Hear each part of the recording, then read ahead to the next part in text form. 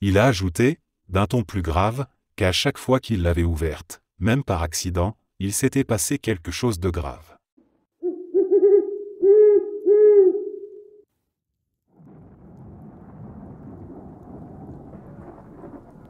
Je chassais dans les bois, dans les Ozarks du Missouri, en 1989.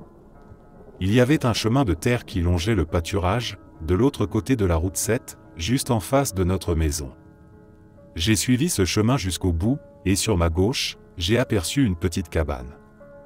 Elle semblait à moitié enfouie dans le sol et n'était pas très grande. Elle n'avait pas l'air abîmée du tout. Je savais que personne ne possédait ce terrain, alors je me suis approché et j'ai appelé s'il y avait quelqu'un à l'intérieur. La porte était entr'ouverte, mais quand je suis arrivé tout près, elle s'est violemment refermée. C'est important à préciser, j'étais en permission de l'armée à ce moment-là, et mon instinct s'est emballé d'un coup. J'ai sauté dans un lit de ruisseau à sec, et j'ai entendu un coup de feu. Je me suis tiré de là aussi vite que possible. Je suis rentré à la maison à toute vitesse et mon beau-père et moi sommes retournés sur place, à l'endroit exact où se trouvait la petite cabane. Mais elle n'était plus là. Le sol n'avait pas été perturbé, rien. Comme si elle n'avait jamais existé. Je suis retourné à l'endroit précis où je m'étais caché dans le ruisseau, et j'ai vu un impact de balle dans un arbre, juste au bord. J'ai déterré une balle en plomb massif, qui ressemblait à une balle de mousquet ancienne. Elle était encore légèrement chaude, mais c'était peut-être à cause de la chaleur de la fin mai. Alors, était-ce un tireur fantôme? Ou un glissement dans le temps? Je n'en ai aucune idée. Mais je ne suis jamais retourné de l'autre côté de ce pâturage.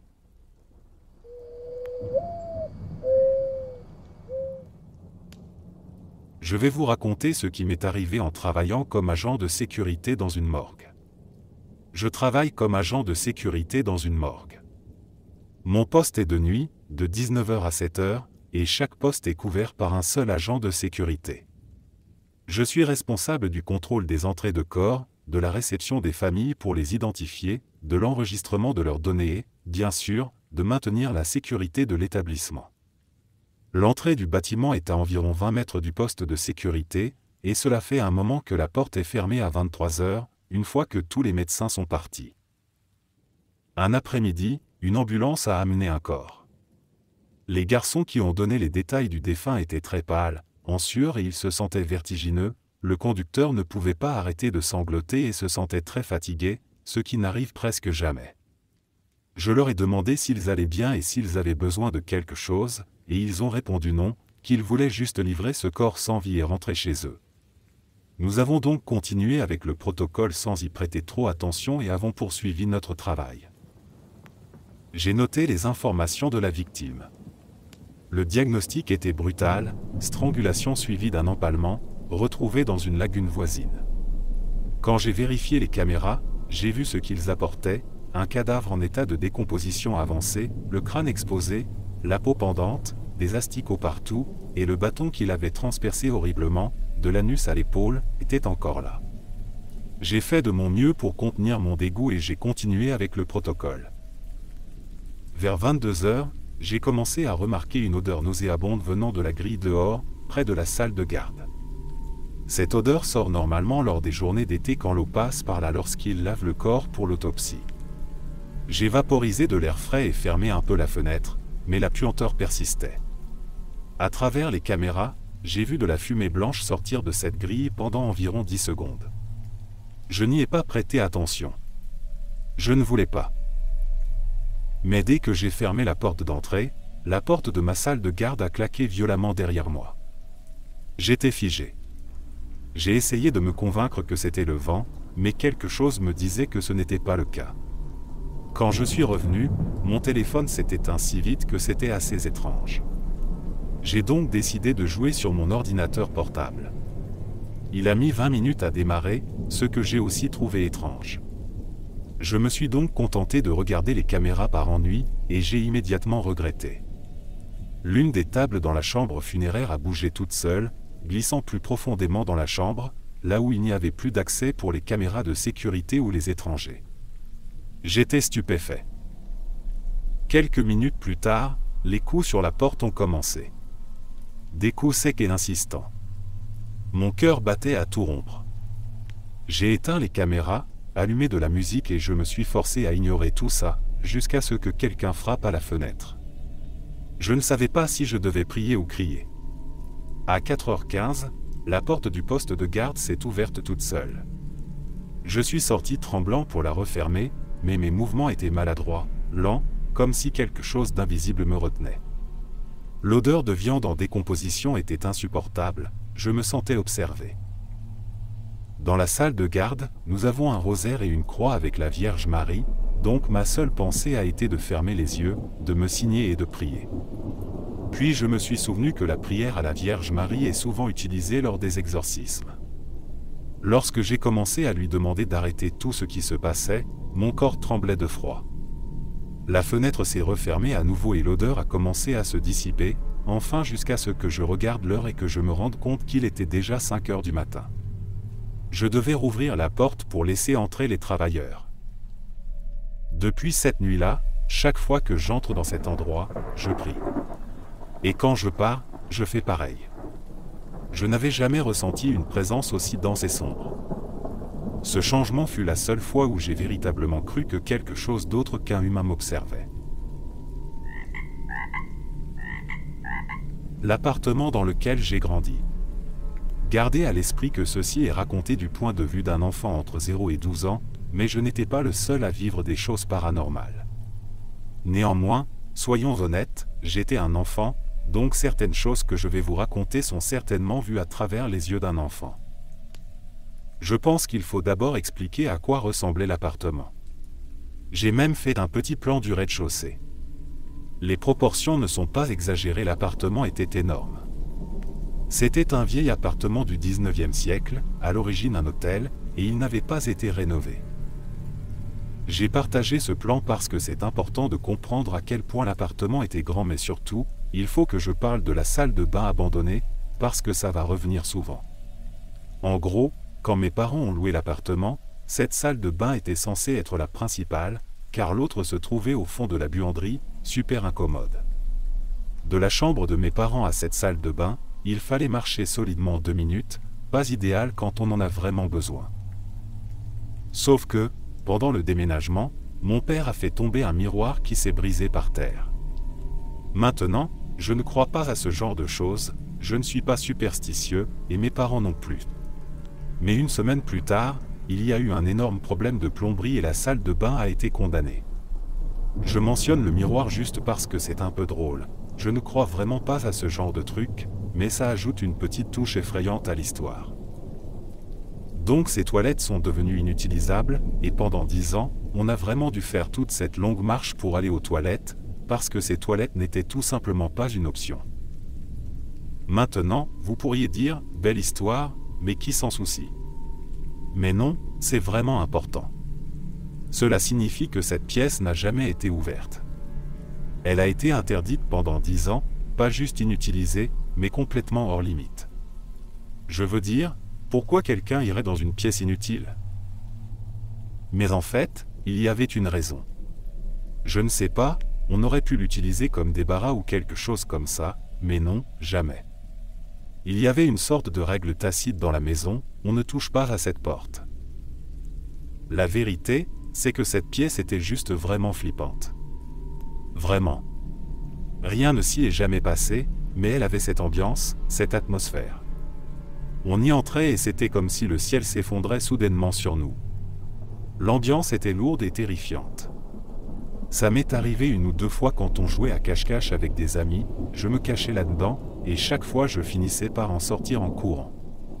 C'était tout simplement impossible de rester dans cette pièce plus de 2 minutes, c'était trop oppressant. Et je n'étais pas le seul à ressentir ça. Même mes parents ressentaient la même chose, et si jamais je trouvais le moyen d'ouvrir la porte, ils me criaient de la fermer immédiatement. Donc voilà, c'est le premier point et l'un des plus importants. Je ne vais rien affirmer comme un fait, on ne sait toujours pas ce qui se passait dans cet appartement, mais quand on en parle en famille, on rigole et on appelle cette salle de bain la salle du fantôme. Parce que cette pièce, c'était l'enfer. Rien ne s'y est jamais passé, et pourtant quand j'y pense, j'ai toujours des frissons de peur. C'était la salle de bain. Maintenant passons à quelque chose de plus concret, et oui, nous restons dans cette pièce. J'ai menti en disant qu'il ne s'y passait rien, une chose étrange s'est produite, bien que je ne l'ai pas vue. Cela vient de mon père. Un jour, il était seul à la maison et il a remarqué que la porte de la salle de bain était ouverte. Bizarre. Il l'a fermée et est allé regarder la télé. 30 minutes plus tard, la porte était à nouveau ouverte. Là, il a commencé à paniquer, mais il a pensé que c'était peut-être un courant d'air, donc il l'a refermée, cette fois en s'assurant qu'elle soit bien fermée. Il est sorti et, oui, vous l'avez deviné, la porte s'est encore ouverte. D'accord, c'est un peu nul comme histoire de peur, mais c'est la chose la plus flippante qui soit arrivée avec cette porte. Elle ne s'est jamais ouverte toute seule sinon. Je sais que mon père a tellement flippé qu'il a juste quitté l'appartement. Il a dit « Non, c'est bon, je m'en vais ». Les portes et fenêtres qui s'ouvrent toutes seules étaient un peu une habitude dans cet endroit, mais c'était la seule fois où ça s'est produit dans cette pièce particulière. Personnellement, la chose la plus étrange que j'ai jamais vue s'est produite aussi avec mon père, et ça impliquait un briquet qui volait. Oui, vraiment. On regardait la télé, il y avait un briquet sur la table basse, et soudainement, sans aucune raison, on l'a vu tous les deux sauter en arc au-dessus de la table. Pas de tremblement de terre, pas de choc, rien. Le briquet a juste décidé de sauter. Pourquoi? L'événement le plus flippant, cependant, est quelque chose que personne n'a vu, et que personne n'a pu expliquer. On est rentré de vacances, et dans la chambre de mes parents, tous leurs vêtements étaient par terre et les tiroirs de la commode étaient grands ouverts. Au début, ils ont pensé qu'il y avait eu un cambriolage, sauf que rien n'avait été volé. Juste des tiroirs ouverts et des vêtements éparpillés partout, sans aucune raison. Et, c'est à peu près tout pour les trucs concrets. La vérité, c'est que je n'ai jamais eu d'histoire d'horreur avec des visages ou des apparitions ou quoi que ce soit. C'était tout au sujet de l'atmosphère. Une ambiance très lourde et oppressante dans la maison, un sentiment que je n'ai jamais ressenti nulle part ailleurs. Juste cette sensation constante d'être observé, comme si quelque chose respirait dans ton cou, ou te fixait quand tu avais le dos tourné. Rien de tangible. Juste un ressenti. Et si vous avez déjà vécu dans une maison bizarre, vous savez probablement exactement ce que je veux dire. Et nous n'étions pas les seuls à ressentir cela, apparemment, notre chat aussi. Bien sûr, tous les chats regardent parfois dans le vide, c'est normal, mais le nôtre le faisait avec la queue toute gonflée. Vous savez comment les chats se comportent quand ils ont peur ou se sentent menacés? Elle faisait ça constamment. À tel point qu'on pensait qu'elle devenait folle. Mais après qu'on ait déménagé, elle ne l'a plus jamais fait. Pas une seule fois dans le nouvel appartement. Du jour au lendemain, elle est devenue un chat tout à fait normal. Il y a eu des périodes où les choses semblaient plus actives, et je pense que la période la plus étrange a été juste avant qu'on déménage. Tout ce que j'ai mentionné a été multiplié par 1000. C'était horrible, comme si quoi que ce soit là-dedans ne voulait pas qu'on parte. Parce qu'honnêtement, si quelque chose se trouvait dans cet appartement, je ne pense pas que ce soit malveillant. Comme je l'ai dit, rien de vraiment horrible ne s'est produit.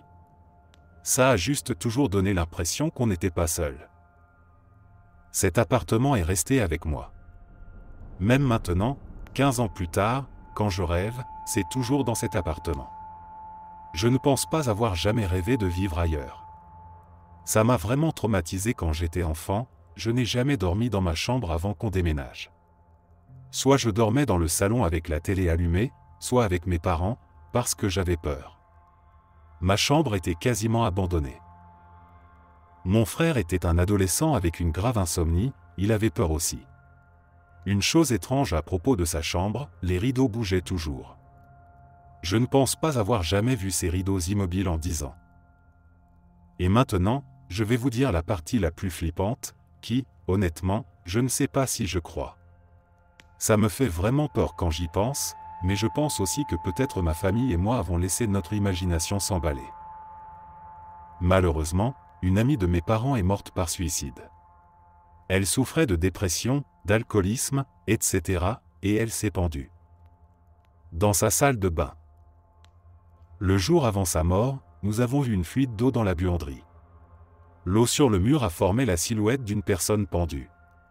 Ça ressemblait vraiment à quelqu'un qui se serait pendu. Dans la buanderie. Juste à côté de la salle de bain. Inutile de dire que c'était terrifiant, et la coïncidence est folle, mais personnellement, je reste sceptique. Pourtant, je ne peux pas parler de cet appartement sans mentionner cela, car c'était probablement la chose la plus effrayante que j'ai jamais vécue. Bref, je pense que je vais m'arrêter ici. Ce n'est pas très bien structuré, désolé, c'est 10 ans de ma vie, et surtout plus un ressenti d'avoir vécu dans un appartement hanté que des preuves concrètes. Mais je repense souvent à cette période de ma vie. Je ne sais vraiment pas quoi en faire. Je n'ai jamais vécu quelque chose de semblable ailleurs. Cet appartement était spécial. Je ne suis même pas sûr de croire aux fantômes, mais si on suppose qu'ils existent, alors je peux dire sans aucun doute, cet appartement était hanté.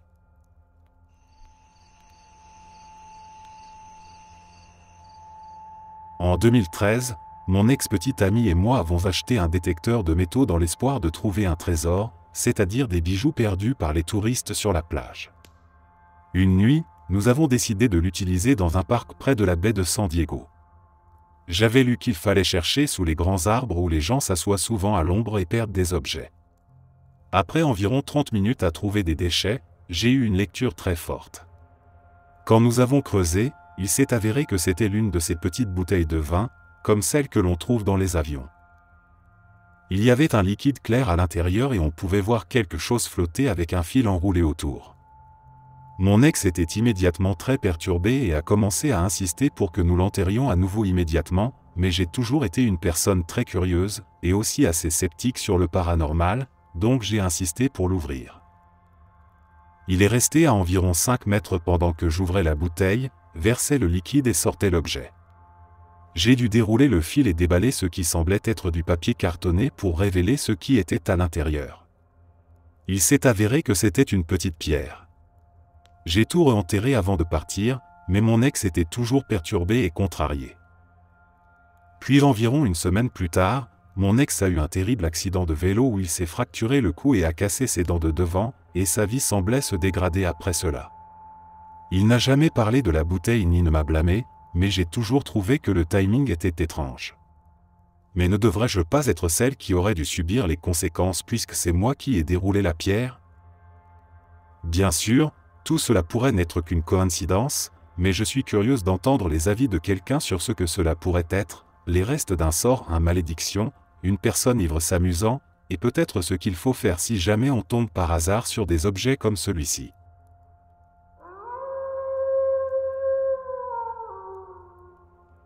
Tu vois ce que je vois? C'est ce que je demandais toujours aux gens autour de cet endroit, en particulier aux gardiens qui gèrent le cimetière. Certains avaient peur, d'autres me traitaient de bizarre, mais heureusement, certains avaient accepté, le gardien. J'y allais toujours la nuit, pour pouvoir parler à certaines des ombres, en particulier à mes grands-parents, car je leur apportais des bouquets de fleurs et des offrandes de paix. Une fois, il y a environ un mois, je cherchais le gardien pour lui donner de la nourriture que j'avais achetée pour moi-même, quand j'ai entendu une petite fille pleurer. Elle se cachait derrière une vieille pierre tombale qui semblait pourrir. Elle était là, ses petits pieds d'une blancheur étrange dépassant. Je lui ai parlé doucement, lui demandant pourquoi elle pleurait. Elle n'a pas répondu tout de suite, environ 5 minutes après, elle m'a dit que personne n'était venu la voir depuis 1 an et qu'elle manquait à sa famille. Je lui ai dit des mots réconfortants, lui expliquant que peut-être demain ou dans les jours suivants, quelqu'un viendrait enfin. La vie avait dû être dure aussi pour sa famille, mais quoi qu'il en soit, je l'avais réconforté. Avant de partir, je lui ai donné ma nourriture au lieu de la manger. Je lui ai dit que c'était maintenant la sienne, et que je lui offrirais aussi des fleurs de temps en temps quand je viendrais rendre visite à mes proches. Le cri, ainsi que l'ombre derrière la pierre tombale, avait disparu. J'étais confuse, jusqu'à ce que je ressente une chaleur soudaine autour de mon corps. Ce fut bref, mais cela m'a apporté un peu de soulagement en me disant qu'elle ne serait plus en détresse. Et depuis ce jour, j'ai prié pour elle, et devinez quoi? Les membres de sa famille sont finalement venus. Ils ne me connaissent pas, mais je suis vraiment heureuse qu'ils soient venus. Et la vie continue pour moi.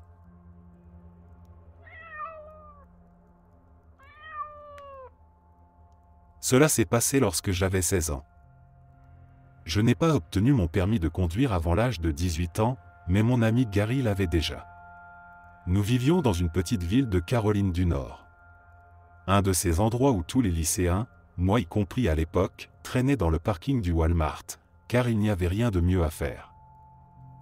Gary et moi étions amis depuis le début du lycée. On s'est rencontrés dans un de nos cours de première année. Gary s'intéressait aux choses effrayantes et moi aussi.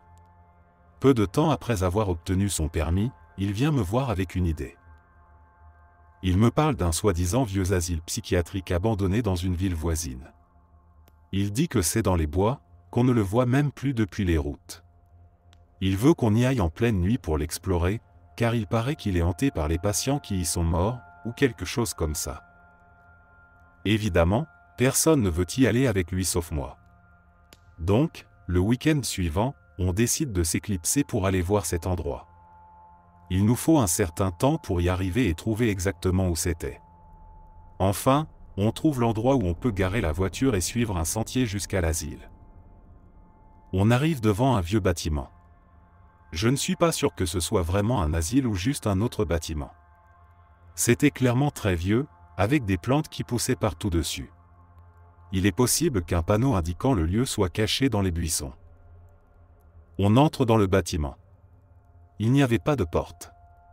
L'intérieur est couvert de graffitis, de toutes sortes. Certains assez drôles, d'autres dérangeants. L'endroit avait définitivement un air effrayant et étrange. On ne resta pas longtemps. On était à l'intérieur depuis environ 10 minutes, explorant quelques pièces près de l'entrée. Puis soudainement, un bruit fort se fait entendre. Ce n'était pas un coup de feu, mais plutôt comme si quelque chose de très lourd était tombé au sol. Gary et moi, on se fige. On se tourne pour regarder la porte de la pièce d'où venait le bruit, au bout du couloir. Une chaise roulante entre lentement dans notre champ de vision depuis la pièce. Dans cette chaise, il y avait une vieille poupée. Si vous savez à quoi ressemble une poupée raggediane, imaginez ça. Eh bien, ça suffit pour Gary et moi. On décide de repartir en direction de la voiture. On marche sur le sentier pour retourner à la voiture. On est tous les deux évidemment effrayés, mais ni l'un ni l'autre ne veut le montrer ni l'admettre. En marchant, on entend quelque chose bouger dans les bois. Ni Gary ni moi ne disons un mot ou nous nous regardons. On se met à courir immédiatement. Quoi que ce soit, ça commençait à nous poursuivre. On entendait des bruits de course dans les bois à côté de nous. Heureusement, on est arrivé à la voiture et on est parti à toute vitesse. On n'a pas regardé en arrière et on n'a jamais vu ce qui nous poursuivait. Pour tout ce qu'on sait, c'était peut-être juste un animal. En repensant à tout ça maintenant, je ne sais pas ce qui était le plus effrayant. Le fait qu'on ait peut-être croisé un fantôme ou un esprit, ou bien qu'on n'était peut-être pas seul là-bas.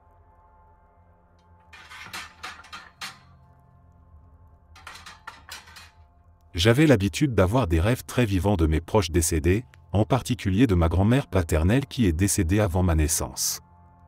J'avais ce rêve récurrent où ma grand-mère venait me réveiller, puis elle me conduisait dans un couloir de la maison, sauf que ce n'était plus vraiment un couloir, mais plutôt une sorte d'hôtel de nos ancêtres. Elle y entrait, mais il ne me permettait pas de passer. À cette époque, mon arrière-grand-père était encore en vie. Il était spirituel et sensible à certaines choses, et mon arrière-grand-père et moi étions inséparables. Je passais tous mes week-ends chez lui, chez ma tante, sa fille. Parfois, je me réveillais au milieu de la nuit à cause de ces rêves, à moitié endormi, mais en même temps, j'avais l'impression que quelqu'un me remettait au lit. Puis un jour, mon arrière-grand-père est décédé, mais à ce jour, je n'ai aucun souvenir de la manière ni du moment de sa mort. J'essaie de m'en rappeler, mais c'est comme si cela ne s'était jamais passé. Je ne me souviens même pas d'avoir assisté à ses funérailles, et pourtant je me souviens de chaque funéraille auquel j'ai assisté. Même après sa mort, je continuais à visiter la maison de ma tante, et ses rêves sont revenus. Mais cette fois, dans l'hôtel, il y avait une photo de mon arrière-grand-père, et seule ma grand-mère et lui pouvaient y entrer, comme s'il y avait quelque chose derrière le mur où l'autel reposait. Je rêvais aussi de l'endroit où j'avais laissé des choses, mais je me voyais de manière extérieure, comme si quelque chose me regardait et je me voyais à travers ses yeux. Et c'était toujours chez ma tante. Mais ce n'était jamais menaçant ou effrayant, juste étrange. Dans l'ensemble, ma famille paternelle est spirituelle de cette manière. Même mon père me raconte des choses qu'il a vues quand il était plus jeune. Et un fait amusant, c'est que je partage mon anniversaire avec ma grand-mère, et mon arrière-grand-père me disait toujours qu'il avait l'impression que j'avais été envoyé à lui par ma grand-mère. C'était il y a 20 ans. Je me suis réveillé, et la première pensée qui m'est venue à l'esprit a été « appel pour manquer le travail ». J'ai ignoré cette pensée et j'ai continué à me préparer pour le travail dans la salle de bain. J'étais seul à la maison. Du coin de l'œil, j'ai vu une ombre dans le couloir. Elle est passée juste à côté et a disparu. Complètement paniqué, j'ai fermé la porte de la salle de bain et j'ai continué à me sécher les cheveux. Une fois terminé, j'ai essayé d'ouvrir la porte, mais elle ne s'ouvrait pas. Cela ne m'était jamais arrivé avant, et cela ne m'est jamais arrivé depuis. Il n'y avait pas de serrure sur la porte. Je commence à paniquer, car je suis coincé dans la salle de bain, et je tire frénétiquement sur la porte pour essayer de l'ouvrir. C'était comme si quelqu'un tenait la porte fermée.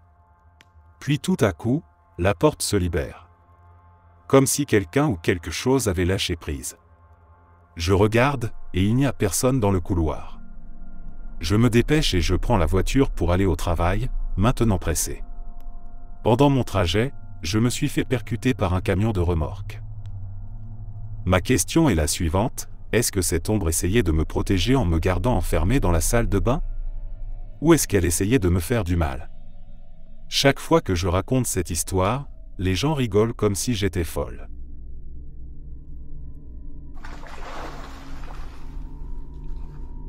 Quand j'étais enfant, je faisais sans cesse des cauchemars à ce sujet. Mes parents disaient que je souffrais peut-être de schizophrénie infantile ou d'un trouble similaire, mais ils ne m'ont jamais fait passer de test. Chaque nuit, lorsque j'allais me coucher, une créature, une personne que je ne connaissais pas, se tenait au-dessus de mon lit et me disait bonne nuit encore, encore, encore. Ça ne s'arrêtait que lorsque je lui répondais. Chez moi, c'était devenu une blague récurrente, parce que j'en parlais tout le temps. Mais ce n'était pas drôle pour moi. J'en fais encore des cauchemars. Je rêvais qu'elle me tirait hors de mon lit, que ma famille me parlait, puis se transformait en elle. C'était affreux. Je m'en souviens très clairement. Parfois, même quand un membre de ma famille dormait dans la même pièce que moi, cette chose venait quand même. Elle était là, comme si leur présence ne changeait rien. Et il y a cette autre mémoire. Je ne sais pas d'où elle vient. Je ne sais même pas si elle est réelle ou si je l'ai inventée, mais elle est nette dans mon esprit. Je me vois debout dans une pièce avec ma famille, dans ce qui ressemble à un vieil hôpital, avec des rideaux autour de chaque lit. Et un vieil homme m'attire doucement à l'écart et me dit que c'est l'heure pour lui de partir, qu'il m'aime. Je me rappelle avoir passé mes bras autour de lui avoir donné un baiser sur la joue. Mais ma famille dit que ça n'est jamais arrivé. J'en ai parlé à mon mari, et je suis perdu. Je ne sais pas ce que c'était. Je ne sais pas pourquoi je m'en souviens aussi bien si ça n'a jamais existé.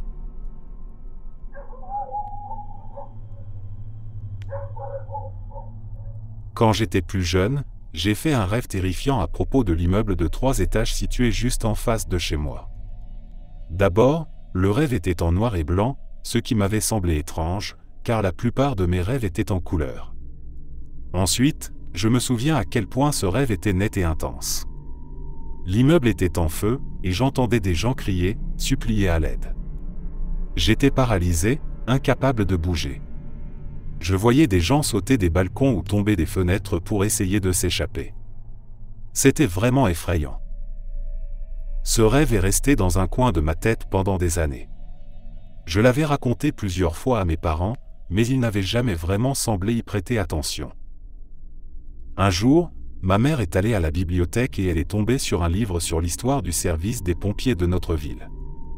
Il y avait beaucoup de photos et des récits d'incendies marquants. Et là, parmi les histoires, il y avait celui de l'immeuble juste en face de chez nous. Il y avait vraiment eu un grand incendie, causé apparemment par une fuite de gaz, qui avait ravagé une bonne partie du bâtiment. Quand je l'ai rappelé à ma mère, en lui parlant à nouveau du rêve que je lui avais raconté des années plus tôt, elle m'a simplement répondu que je ne lui avais jamais parlé de ça. Elle a tout nié. J'ai fait d'autres rêves étranges au cours de ma vie, mais aucun n'a jamais été aussi intense, aussi précis, ni aussi troublant que celui-là.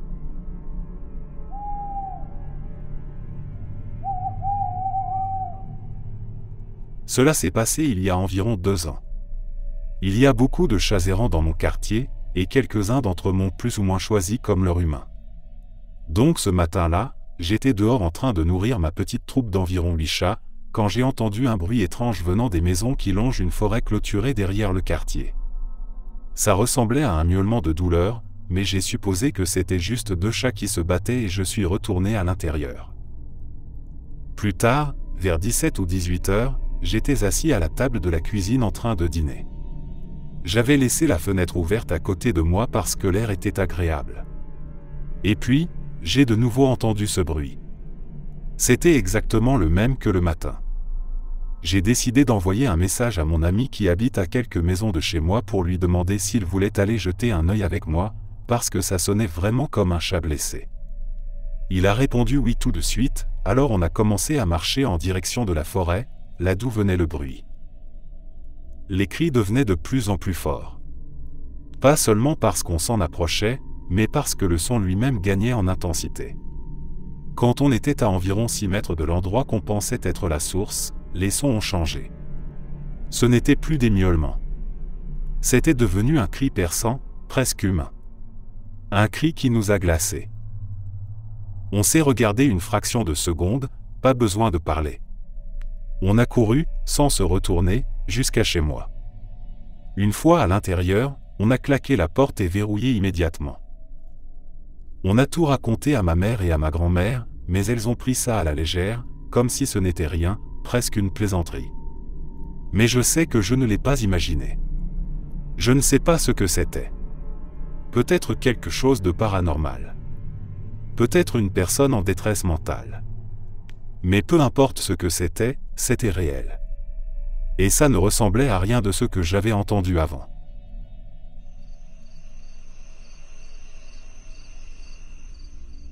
Quand j'avais 7 ans, je me suis réveillé tôt un matin parce que mon bras était engourdi. J'ai voulu me tourner, mais je n'arrivais pas à bouger mon bras. Alors j'ai ouvert les yeux, et j'ai vu une grande silhouette allongée juste à côté de moi, sur mon bras.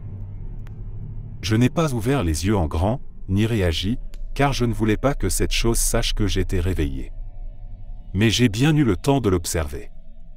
Dans ma tête, ça ressemblait à un sac de jute tiré sur un corps, avec une corde attachée autour des chevilles. Cette chose est restée là, immobile, jusqu'à ce que la lumière du soleil entre dans la pièce. À ce moment-là, elle s'est soulevée de mon bras, en gardant une position complètement horizontale, et elle a flotté jusqu'à mon placard. Quand elle s'est approchée, la porte du placard s'est ouverte toute seule, et la chose est entrée à l'intérieur en flottant. Aussitôt, je me suis levé d'un bond et j'ai couru jusqu'à la chambre de mes parents pour leur raconter ce qui venait de se passer. Ils ne m'ont pas cru, pensant que ce n'était qu'un mauvais rêve.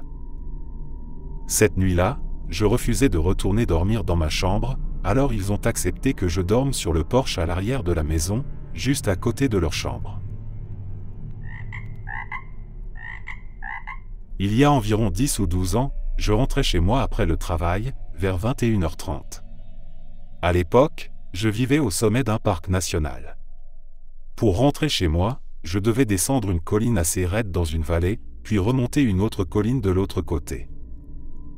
Juste au moment où je terminais la descente et m'apprêtais à remonter, encore dans la vallée, j'ai jeté un coup d'œil à ma gauche, il n'y avait aucune autre voiture sur la route. J'ai vu ce que je pensais être un chien courant vers ma voiture.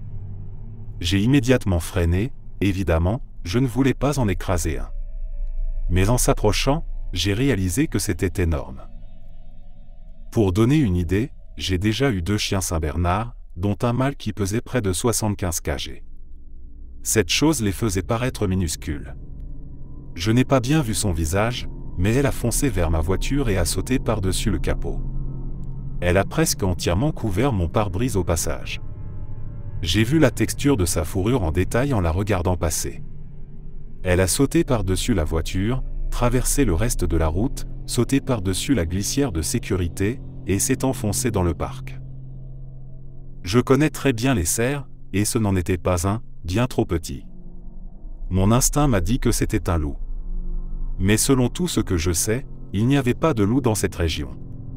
Ce n'était pas un coyote non plus, j'en ai vu des dizaines dans le coin, et ils sont bien plus petits que cette chose. Pas une seule personne à qui j'ai raconté cette histoire ne m'a cru. Ni mon mari, ni ma mère, ni ma meilleure amie. Personne. Mais je sais ce que j'ai vu. Je sais que c'était une sorte de canidé. Ma première pensée en l'apercevant, c'était « Oh merde, je vais percuter un chien » et j'ai freiné tout de suite. Et à ce jour, je n'ai plus jamais vu quoi que ce soit qui ressemblait à ça.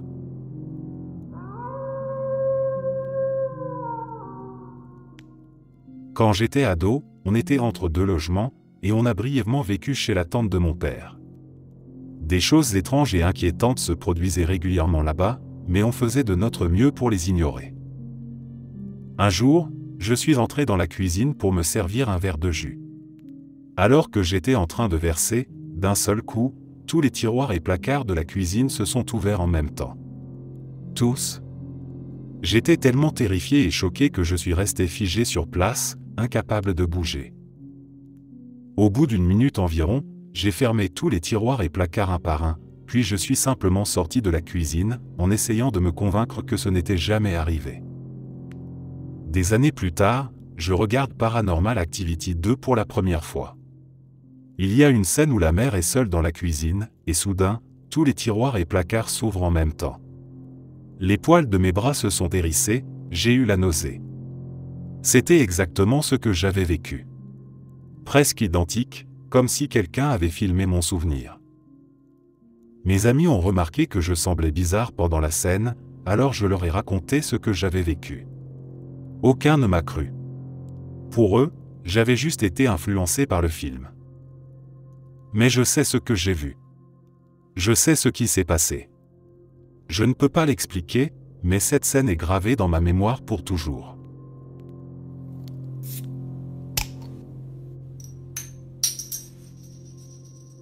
Tout au long de ma vie, il s'est toujours passé des choses étranges, mais seulement quand j'étais seul à la maison. C'est une histoire longue, désolé. Tout a commencé après le divorce de mes parents, j'avais 13 ou 14 ans.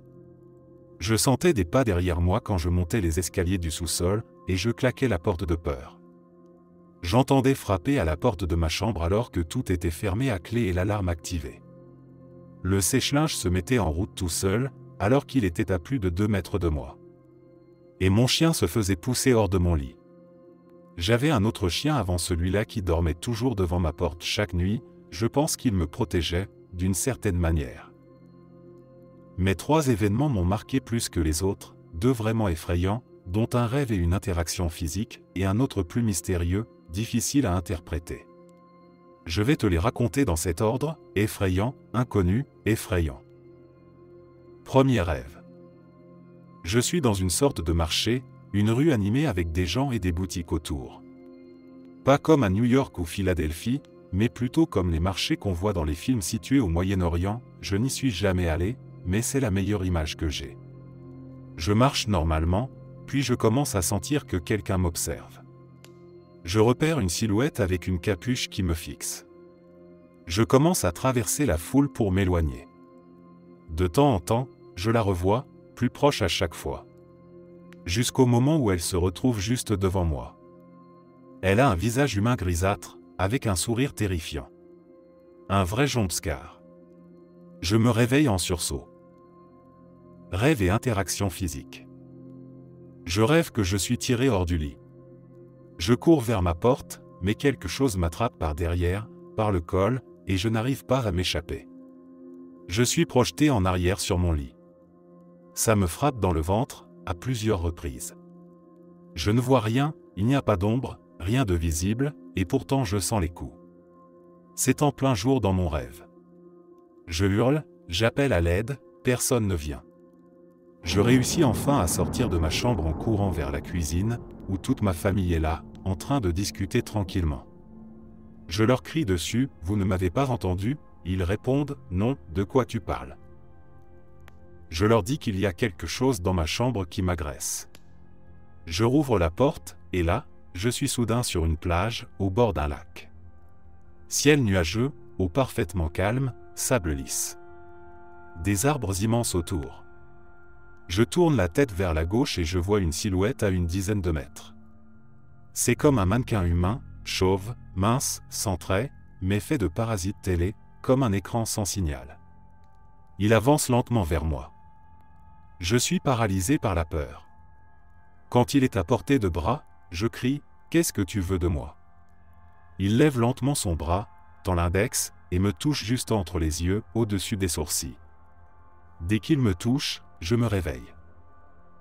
Et là, mon côté droit entier est rouge et légèrement couvert de bleu. Pas de blessure, pas de problème médical, comme si j'avais vraiment été frappé, mais aucune cause physique visible. Je ne comprends toujours pas ce que c'était. Une part de moi pense que cette chose m'a peut-être sauvé. C'est un souvenir que je n'oublierai jamais.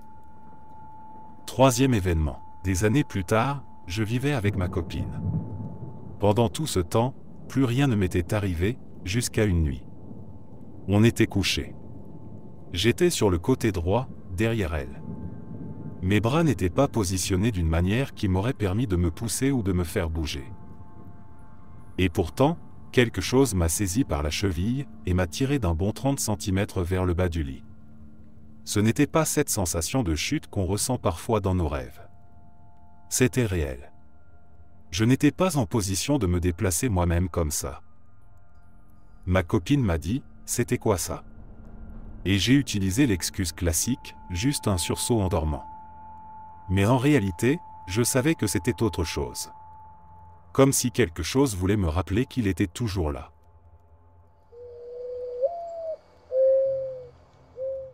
Ce n'est peut-être pas vraiment paranormal, mais personne ne me croit quand je raconte cette histoire. Quand j'avais 12 ans, mon père nous emmenait chez un de ses amis. Ils faisaient une fête sur leur propriété, qui comprenait un grand étang, un marais et plusieurs emplacements pour des feux de camp.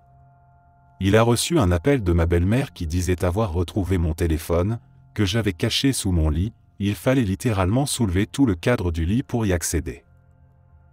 J'ai craqué et je lui ai expliqué que je l'avais emporté en cachette parce que mon meilleur ami était à l'hôpital, sur son lit de mort, et je voulais pouvoir lui dire au revoir si jamais. Il n'a pas du tout apprécié. Quand on est arrivé, il m'a soulevé et m'a jeté dans le feu de camp devant une dizaine de personnes ou plus. Je me souviens avoir atterri sur le dos, sur les braises, mon t-shirt s'était relevé et j'ai fini par montrer tout mon ventre, voire plus, devant tout le monde. Les gens riaient. Je ne sais pas comment je suis sorti de là. Je me souviens que mes vêtements n'étaient pas brûlés. Je me souviens être tombé dans l'étang en courant pour essayer d'éteindre les flammes. Les herbes aquatiques m'ont tiré vers le fond. Je ne me souviens pas d'être sorti de l'eau. Je ne me souviens pas de grand-chose d'autre ce soir-là, à part le trajet du retour. Mais je sais qu'il a dû y avoir une sorte d'intervention divine. Mes cheveux n'ont pas brûlé, mes vêtements non plus. La seule preuve que j'ai, c'est une longue cicatrice de brûlure irrégulière le long de ma colonne vertébrale. Personne ne me croit et personne présent ce soir-là ne se souvient de ce qui s'est passé. Cet événement restera à jamais gravé dans ma mémoire comme l'une des pires nuits de ma vie, mais malgré cette cicatrice comme preuve, la plupart des gens pensent que j'exagère ou que j'invente. Je ne sais plus quoi penser.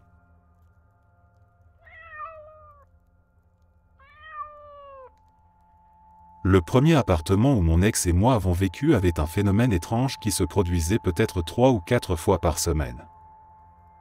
La nuit, généralement entre 22h et minuit, on aurait dit que quelqu'un ouvrait d'un coup tous les placards et tiroirs de la cuisine et jetait tout leur contenu par terre en même temps. C'était un véritable vacarme de vaisselle, de verres, de casseroles, de poêles et de couverts projetés partout dans la cuisine. Évidemment, on se précipitait à chaque fois pour aller voir. Et à chaque fois, rien n'avait bougé. Tout était exactement à sa place. Le salon était juste en face de la cuisine, il y avait même une petite ouverture dans le mur qui permettait de voir la cuisinière depuis le canapé, et il n'y avait pas de porte entre les deux pièces. Donc si on regardait la télé et qu'on entendait le bruit, on pouvait littéralement se retrouver dans la cuisine en 2 secondes. Ce bruit ne réveillait jamais nos chats non plus. Au bout d'un moment, on s'y est habitué et on a fini par l'ignorer.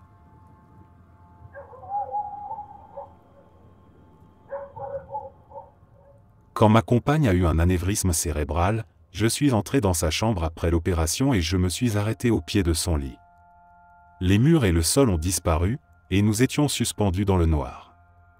J'ai vu des scènes de son enfance, j'ai compris qu'elle n'avait jamais été véritablement aimée ou prise en charge. Ensuite, je me suis vu, moi, debout à moitié dans l'entrée de notre maison, à moitié dehors, et j'ai compris que cela symbolisait mon engagement à moitié. Que mon hésitation lui faisait du mal, à elle et à notre relation. Puis j'ai entendu une voix dire, « C'est pour ça que tu es là. » Et j'ai compris que ma mission était de lui montrer qu'elle serait toujours aimée, toujours prise en charge. Que j'étais cette personne pour elle. À l'époque, je suivais une thérapie pour gérer ma colère. J'avais un tempérament terrible qui nuisait à mon travail, à ma vie personnelle, à tout. Je détestais les conséquences, les excuses sans fin après chaque explosion. Mais à cet instant, dans cette chambre, j'ai littéralement senti la colère me quitter.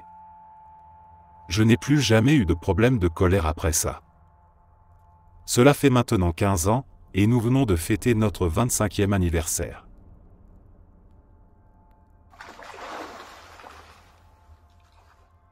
Vers 22h30, j'ai entendu un miaulement au loin. Ce n'était pas tout près, je savais exactement d'où ça venait, des haies. Il faut dire que j'ai une rangée de mauvaises herbes et de buissons très hauts qui poussent entre ma maison et le jardin de mon voisin. Parfois, des petits animaux comme des lapins ou des lièvres s'y aventurent, j'en trouve souvent, mais les chats, eux, ne survivent jamais plus d'1 semaine près de chez moi. À cause de tout ce qui rôde ici, des insectes comme des taans, des parasites, des moisissures, des plantes toxiques, et même parfois des cerfs et des moufettes. Du coup, le matin, pendant mon café, ça ne me surprend plus de voir des vautours de près d'1,50 m me regarder tranquillement.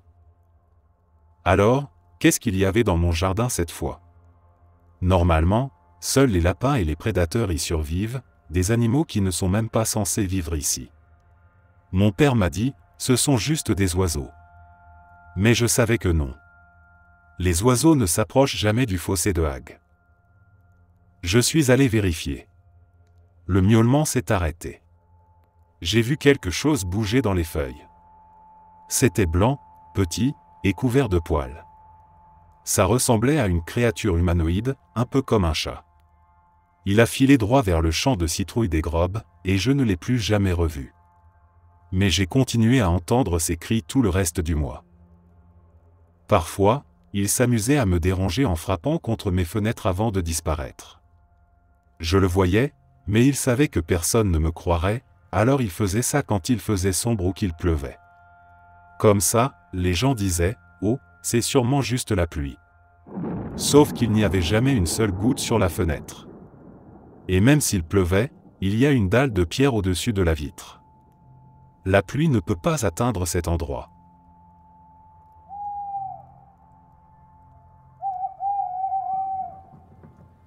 J'ai toujours vu des fantômes et vécu des choses étranges, inexplicables. Pour moi, ce sont souvent des aperçus, ou des sons, humains ou animaux. Mon père les voit aussi, sous forme de personnes entières, mais il en parle très rarement. Il a eu quelques apparitions qui l'ont profondément bouleversé. C'est un homme de peu de mots, donc c'était très inhabituel de le voir autant affecté. La maison de mon enfance était pleine d'activités, et elle l'est toujours. Chaque nuit, j'étais absolument terrifié, parce que j'entendais des objets bouger et être manipulés dans ma chambre. Ma sœur vivait des choses très similaires dans la sienne. Aujourd'hui, la maison semble plus active que jamais. Mon père dort mal, donc il est souvent levé la nuit, en train de regarder la télé en bas. Il y a quelques mois, vers 5 heures du matin, il était allongé dans son lit et s'est demandé ce que faisait ma mère debout à côté de lui. Puis il a réalisé que ma mère dormait profondément à côté de lui, et qu'il y avait une femme debout, en train de la regarder fixement. Il la voyait clairement. Il nous a décrit en détail ses vêtements, ses traits. Il l'a observée pendant plusieurs minutes, puis elle s'est peu à peu estompée et a disparu. On ne sait pas qui c'était, mais on suppose qu'elle était là pour ma mère.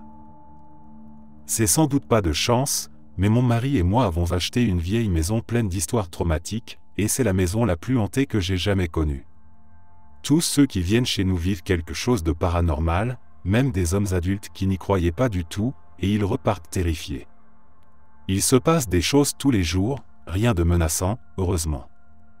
Mais en 2 ans ici, on a tout eu, des voix, des grognements, des sensations de contact, des appareils électriques qui s'allument et s'éteignent sans cesse, des objets déplacés, des bruits de pas dans l'escalier, des ombres, notre chat qui joue avec un autre chat qu'on ne voit pas, ce qui est franchement flippant, et la liste continue. Disons que ça rend la vie un peu plus intéressante.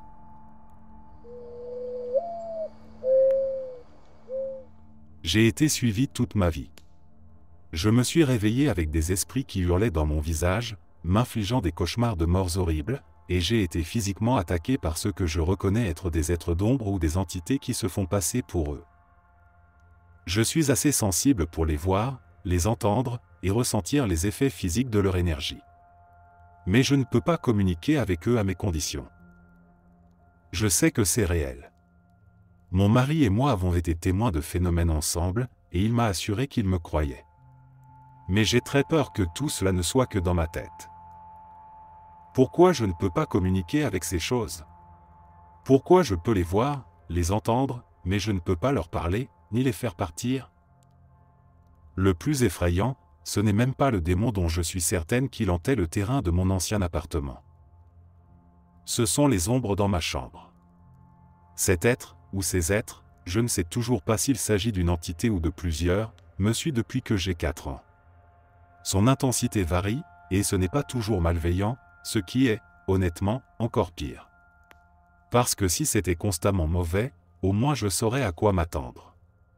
J'ai l'impression que c'est un amalgame d'esprits, mais ce n'est pas vraiment humain. C'est comme si ça les dévorait. Ou les utilisait. Ce n'est pas un démon. J'en ai déjà rencontré un, et je n'ai aucune illusion sur ce qu'ils sont. Ce n'en est pas un. Pour donner un peu de contexte non souhaité, on sait qu'il y a une malédiction sur ma famille. Je suis d'ascendance Cherokee et Apache, avec des origines françaises et allemandes mélangées. 100% américaine, mais très déconnectée de mes racines. Je suis presque certaine que cette chose fait partie de la malédiction et qu'elle a déjà tué des membres de ma famille.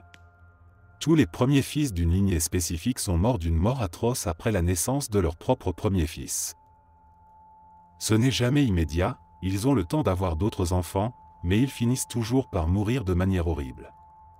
Coups de fusil auto-infligés, câbles métalliques qui lâchent et fait tomber des tonnes de tuyaux, frère tuant frère, semi-remorque percutant un grand-oncle qui n'était même pas sur la route. Cela remonte aux années 1850. Le problème, c'est que la dernière génération de garçons ne fait que des filles. Je crois que, quoi que ce soit, cette chose a fin, qu'elle est limitée par les conditions de la malédiction et qu'elle s'en prend à moi, mais pas seulement. J'ai peur pour moi, pour mes cousins, pour mon frère, qui, heureusement, ne veut pas d'enfant. On m'a suggéré d'aller voir un homme médecine pour lever la malédiction, mais les personnes qui l'ont lancée sont mortes. La famille est morte. Il ne reste que nous, descendants supposés du chef qui aurait lancé la malédiction. Apparemment, notre arrière-arrière-grand-mère, ou plus, était l'équivalent d'une femme médecine dans la tribu, et avoir été forcée à épouser un étranger aurait été considéré comme assez grave pour justifier une malédiction. On appartenait à une lignée liée aux corbeaux ou aux choucas, et on comptait souvent des guérisseurs. Moi, je n'ai rien appris.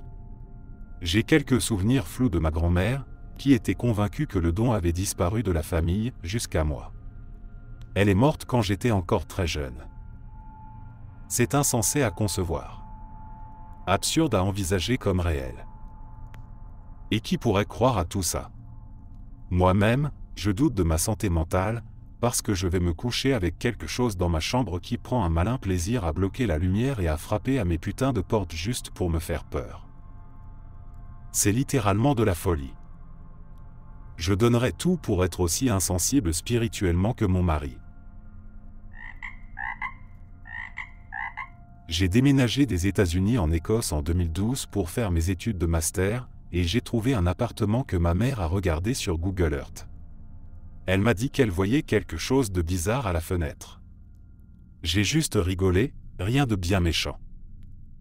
Quelques années plus tard, j'ai fini par épouser un Écossais qui était soldat, et on a emménagé dans un logement militaire. Ma mère a refait la même chose, elle a cherché la maison sur Google Earth, toute excitée de voir où j'allais vivre. Et là, merde. Elle m'a envoyé une photo de quelque chose à une fenêtre. Ça m'a bien fichu la trouille, mais comme la première fois, j'ai pris ça à la légère et on a emménagé quand même. C'est à ce moment-là que les choses ont commencé à se produire. Des bruits de pas qui couraient en haut et en bas des escaliers. En permanence. Il y avait une chambre d'amis qui me mettait mal à l'aise. Elle me donnait une sensation horrible, donc je gardais toujours la porte fermée. Mais à chaque fois que je remontais, la porte était de nouveau entr'ouverte. Je n'y suis jamais entré. Je verrouillais toute la maison le soir, mon mari était souvent en mission avec l'armée, donc j'étais très prudente, et pourtant, je descendais en pleine nuit pour découvrir la porte principale grande ouverte. Toute la maison dégageait une atmosphère étrange. Je détestais y être seul. Mon mari était d'accord avec moi, lui aussi entendait les bruits de pas, donc je sais que je ne devenais pas folle. Une amie est venue me rendre visite, et je lui ai dit qu'elle devrait dormir dans la chambre hantée. Elle s'est moquée de moi. Je crois pas à ces conneries, laisse-moi rire. Alors je lui ai dit, ok, c'est toi qui vois. Elle n'a tenu qu'une nuit. Elle s'est réveillée le lendemain et m'a demandé si j'étais entré dans sa chambre et si je lui avais parlé. Ce n'était pas le cas. Elle m'a dit qu'elle ne pouvait pas bouger le haut de son corps ni me répondre, elle croyait sincèrement que j'étais là, elle ne pouvait pas non plus bouger les jambes, seule sa tête fonctionnait encore.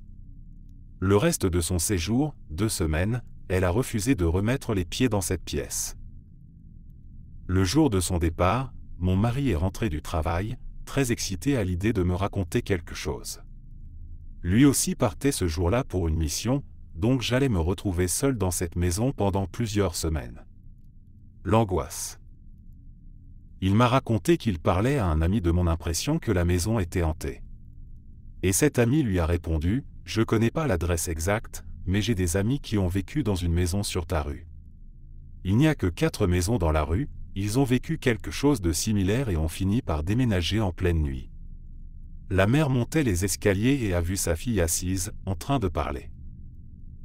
Elle lui a demandé à qui elle parlait et la petite a répondu à l'homme au bout de mon lit. Ils ont tout de suite fait leurs valises et ont demandé un autre logement à l'armée. Ils ont obtenu un déménagement, mais ils ont dû signer un papier stipulant qu'ils ne divulgueraient aucune information sur la maison ni son adresse, car l'armée ne voulait pas qu'elle reste vide. Visiblement, il y avait déjà eu des problèmes. Mon mari et ma meilleure amie sont tous les deux partis ce jour-là, et j'ai eu peur chaque seconde passée seule dans cette maison jusqu'à notre déménagement. Je n'ai plus jamais ressenti ça dans une autre maison depuis, donc ce n'est pas que je suis naturellement inquiète ou parano.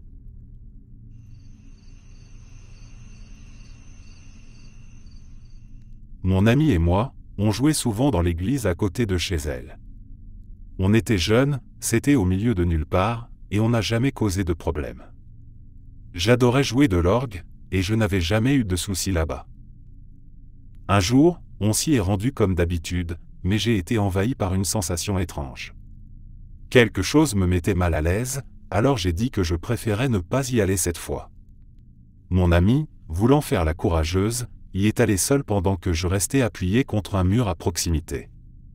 Quelques minutes plus tard, elle est sortie en courant, hurlant de toutes ses forces. Juste derrière elle, il y avait une silhouette encapuchonnée, sans visage, avec de très longs cheveux blancs qui sortaient de la capuche. Elle ne touchait pas le sol, elle flottait en notre direction. En hurlant, on s'est mis à courir, encore et encore. Finalement, la chose a disparu. Mon amie et moi en avons parlé quelques fois, puis au fil du temps, elle a commencé à nier ce qu'elle avait vu. Je pense qu'elle a essayé de rationaliser, de se convaincre que c'était juste son imagination. Alors peu à peu, j'ai fini par penser la même chose. Mais je ne l'ai jamais oublié. C'était tellement réel. Environ 20 ans plus tard, je tombe sur un article de journal qui parlait du village comme étant un lieu d'observation d'OVNI. Et dans cet article, il mentionnait l'église et la silhouette encapuchonnée. Apparemment, elle aurait été vue par plusieurs personnes, surtout dans les années 1960. Moi, je l'avais vue vers 1998 à 1999. Je dois l'admettre, j'ai pleuré en lisant ça. Je ne savais pas trop comment réagir. Me sentir validé après tout ce temps, tout en réalisant que ce n'était pas mon imagination, c'était extrêmement bouleversant.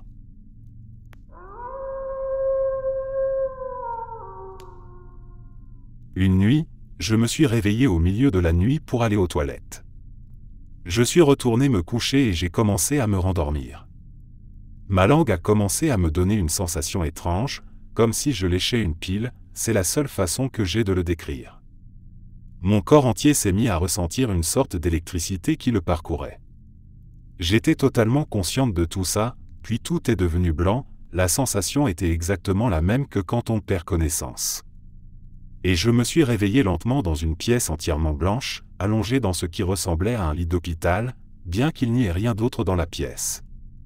Je voyais mes pieds sous la couverture. Alors que je reprenais lentement conscience, tout en restant pleinement lucide, une voix d'homme a retenti, comme par un interphone, disant « Madame, madame, vous m'entendez ?» J'ai aussitôt paniqué et me suis réveillé de cet état en sursaut. Quelques semaines plus tard, c'est arrivé de nouveau, sauf que cette fois, je me suis retrouvé dans une salle de bal très chic, à ce qui semblait être une autre époque, dans le passé. Tandis que je traversais la pièce, j'ai croisé le regard d'un homme que je n'avais jamais vu auparavant. Et j'ai ressenti très profondément qu'il savait que je n'étais pas censé être là.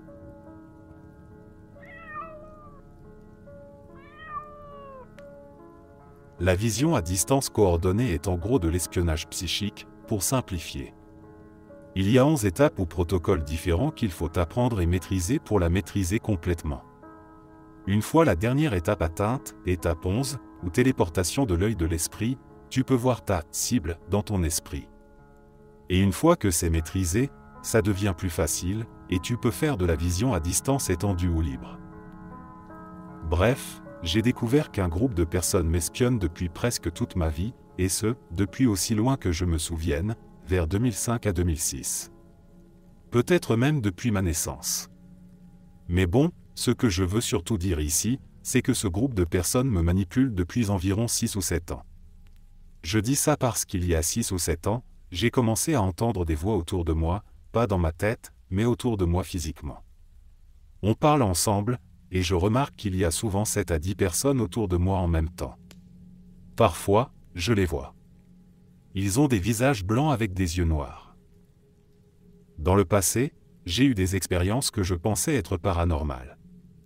Et évidemment, quelqu'un qui ne connaît pas la vision à distance penserait aussi que c'est du paranormal.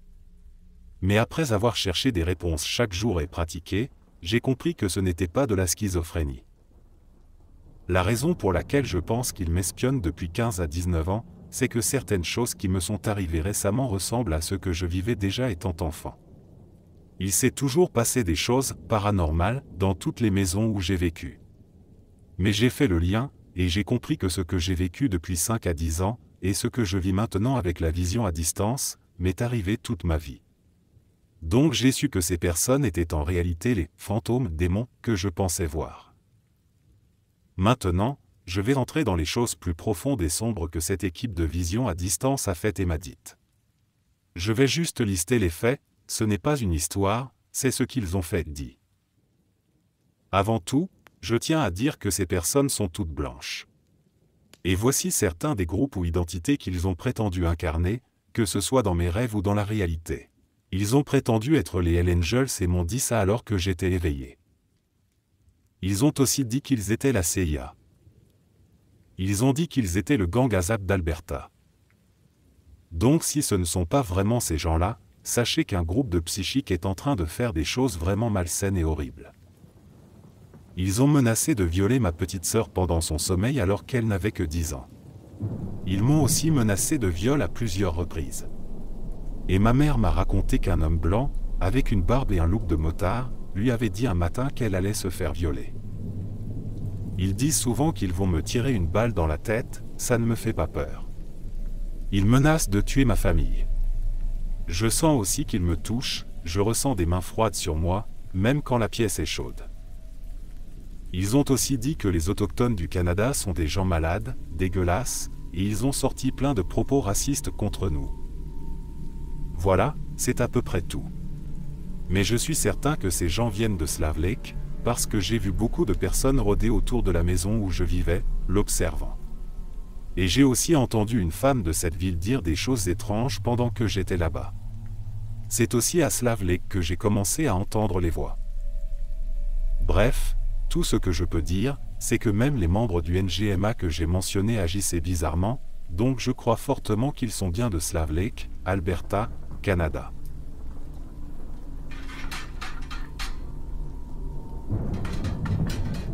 Je ne saurais pas vraiment dire pourquoi j'y pense encore, des semaines après. Peut-être parce que depuis ce jour-là, quelque chose en moi a changé. Pas brusquement, pas comme un choc soudain, mais plutôt comme une lente marée noire qui monte sans faire de bruit. Tout a commencé chez mon grand-père, un samedi après-midi sans particularité, comme il y en a eu tant d'autres dans mon enfance. Il habite toujours cette vieille maison de pierre, celle qu'il partageait autrefois avec ma grand-mère. Isolée à la lisière d'un petit village, entourée de champs et d'arbres fatigués, elle semble hors du temps. Les planchers craquent à chaque pas, les murs sentent la poussière ancienne, et la cave, surtout, a toujours exercé sur moi une forme de fascination silencieuse. Il faut dire que mon grand-père a toujours pris soin de sa collection de vins comme d'un trésor vivant. Il les classe, les observe, les commente avec le sérieux d'un passionné. Ce jour-là, pendant qu'il préparait quelque chose en cuisine, il m'a demandé de lui descendre une bouteille. Il voulait un Saint-Émilion de 1995, rangé dans la rangée du fond, à gauche, juste en dessous d'un vieux Magnum italien. Je connaissais l'endroit. Je suis descendu sans poser de questions. La cave était fraîche comme toujours, l'air légèrement humide et saturé de cette odeur unique de bois, de pierre, de terre et de vin. Les ampoules au plafond vacillaient un peu, donnant à l'ensemble une lumière jaune et tremblante. Je me suis dirigé vers l'étagère en question, mais mon regard a été attiré par autre chose. Dans un coin de la pièce, partiellement dissimulée sous une couverture poussiéreuse, se trouvait une boîte. Une boîte que je n'avais jamais vue auparavant. Elle n'était ni grande ni particulièrement belle. Elle avait l'air ancienne, abîmée par le temps, les angles usés, les ferrures rouillées. Pourtant, il y avait quelque chose dans cette boîte. Quelque chose d'inexplicablement dérangeant. Je me suis approché, doucement, presque à contre-cœur. Plus je me rapprochais, plus une étrange sensation montait en moi. Un malaise sourd, physique, comme une tension dans l'air. J'ai tendu la main vers le couvercle, au moment précis où mes doigts ont effleuré le bois, une sorte de choc m'a traversé. Une impression de froid intense, presque douloureux. J'ai senti mon cœur s'accélérer. Mes jambes ont failli reculer d'elles-mêmes, comme si mon corps voulait me faire comprendre que je faisais une erreur. Mais j'ai ouvert la boîte. Elle était vide, complètement vide. Pas un papier, pas une trace, rien d'autre que l'odeur âcre de la poussière enfermée depuis trop longtemps. Et pourtant, j'étais certain qu'il y avait quelque chose. Pas visible. Pas matériel. Mais présent. Une espèce de lourdeur invisible qui pesait sur mes épaules, une sensation de rejet, comme si la boîte me poussait loin d'elle sans le moindre mouvement. Je suis resté figé là pendant plusieurs secondes, incapable de bouger, puis j'ai refermé lentement le couvercle et je suis remonté avec la bouteille. En posant la bouteille sur la table, j'ai demandé à mon grand-père, sans détour, ce que c'était que cette boîte dans la cave. Il s'est arrêté net. Il n'a rien dit tout de suite. Il a juste posé ses mains sur la table, en silence, comme s'il devait choisir ses mots très soigneusement. Puis il m'a dit que c'était une vieille boîte à livres, celle où ma grand-mère rangeait ses lectures personnelles. Elle était morte quelques années plus tôt, et je savais qu'elle aimait les livres étranges, les récits anciens, les choses un peu obscures. Mais là, il a précisé autre chose. Vers la fin de sa vie, elle s'était passionnée pour le culte. Des rituels, des grimoires, des textes anciens venus d'on ne sait où. Mon grand-père ne s'était jamais vraiment intéressé à ça. Il trouvait cela ridicule au début, puis inquiétant avec le temps. Après sa mort, il avait tout rassemblé. Tous les livres, toutes les notes, tout ce qu'elle avait accumulé au fil des mois. Il avait tout donné à une librairie spécialisée dans les ouvrages ésotériques d'occasion.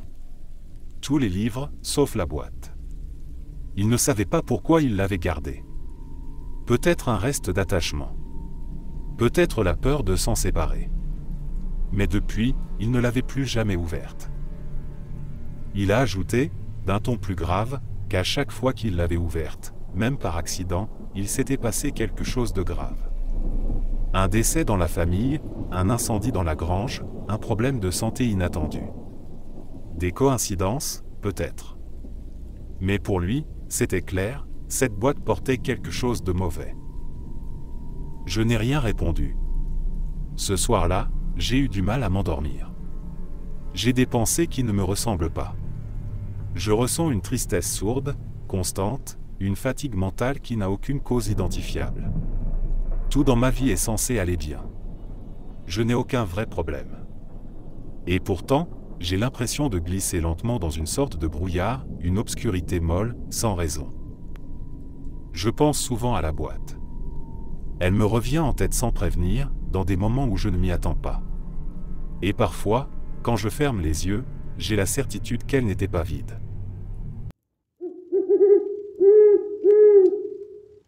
Merci d'être resté jusqu'à la fin.